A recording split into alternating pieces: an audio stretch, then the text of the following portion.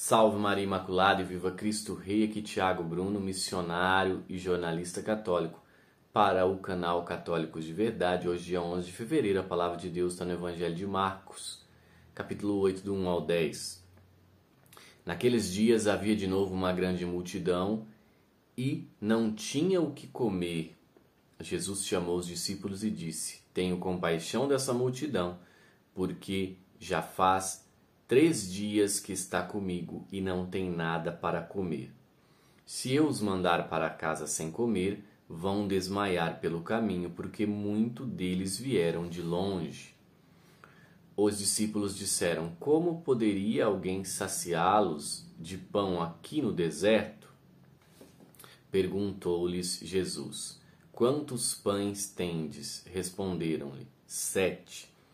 Jesus então mandou que a multidão sentasse no chão, depois pegou os 7 pães, deu graças, partiu e ia dando aos seus discípulos para que distribuíssem. E eles os distribuíram ao povo. Tinham também alguns peixinhos.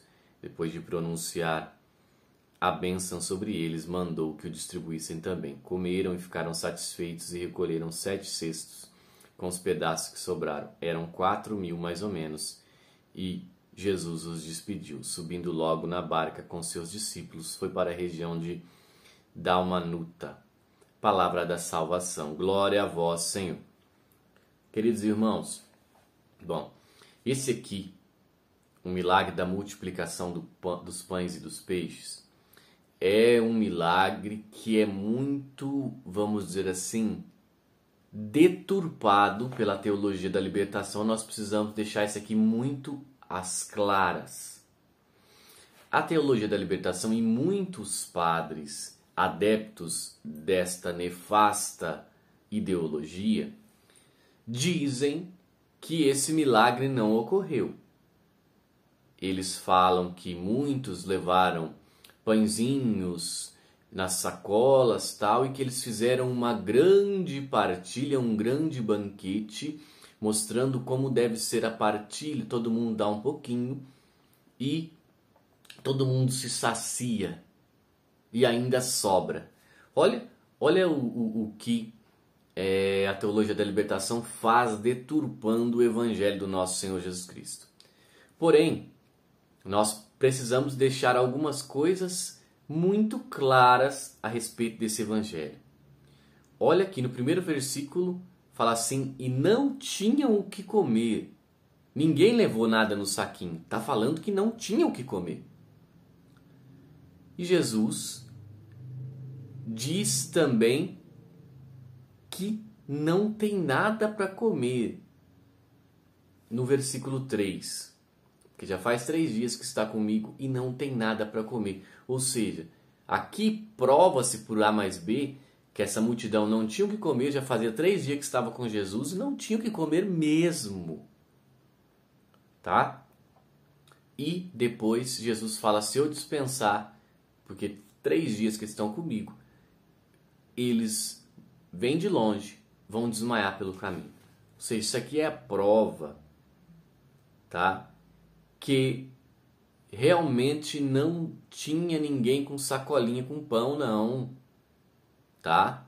Então a teologia da libertação, ela mente, ela desfigura o evangelho, desfigura um milagre, ela nega os milagres de Cristo, tá? O que eles tinham, segundo a palavra aqui, são 7 pães e alguns peixinhos. Isso é muito claro. Com isso, Jesus alimenta, ele multiplica, alimenta. Se eram 7, meus irmãos, pães e alguns peixinhos, não daria para encher cestos depois de todos terem comido. Isso foi o milagre da multiplicação dos pães e dos peixes. A teologia da libertação nega tudo isso, porque ela é material. Ela não acredita no transcendental, que é aquilo que é os milagres. Então, por isso eles deturpam gravemente esta passagem, esse evangelho. Nós não podemos aceitar. Nós não podemos aceitar que os nossos padres preguem isto. nas homilias e nas nossas paróquias. Qual é a indicação? Não, claro, não, você não vai fazer uma intervenção no padre no meio da missa.